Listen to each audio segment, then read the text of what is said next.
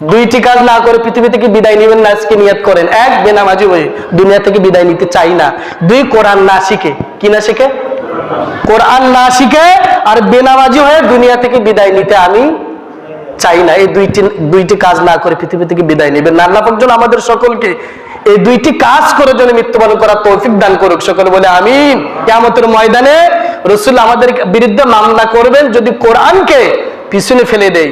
ব্যক্তি জীবনে, পারিবারিক জীবনে, সামাজিক জীবনে, রাষ্ট্রীয় জীবনে, অর্থনৈতিক জীবনে, সকল ক্ষেত্রে যদি আপনি কোরআনকে না মানি, তাহলে এই কোরআন, আল কোরআন হুজ্জাতুল লাকা আলাইকুম ওয়া আলাইকুম, এই কোরআন আপনার পক্ষে সাক্ষী দেবে, এই কোরআন আপনার বিপক্ষে সাক্ষী দেবে। আপনি যদি কোরআনের পক্ষে থাকেন, কোরআনের জ্ঞান অর্জন করেন, আল্লাহর সাথে ঝগড়া করে হলেও আপনাকে জান্নাত পর্যন্ত পৌঁছে দেবে। সুবহানাল্লাহ।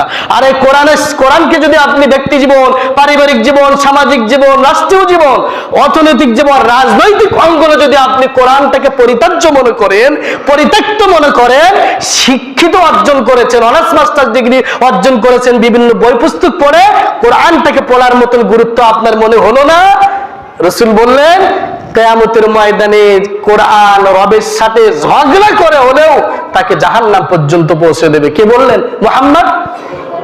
এজন্য রাসূলের মামলার আসামিও হতে চাই না। কোরআন যেন আমাদের বিপক্ষে সাক্ষী না দেয়, এমন জীবন, এমন চিন্তা সুন্দরভাবে আমাদেরকে পরিকল্পনা করার তৌফিক দান করুক। সকলে বলে আল্লাহুম্মা আমিন।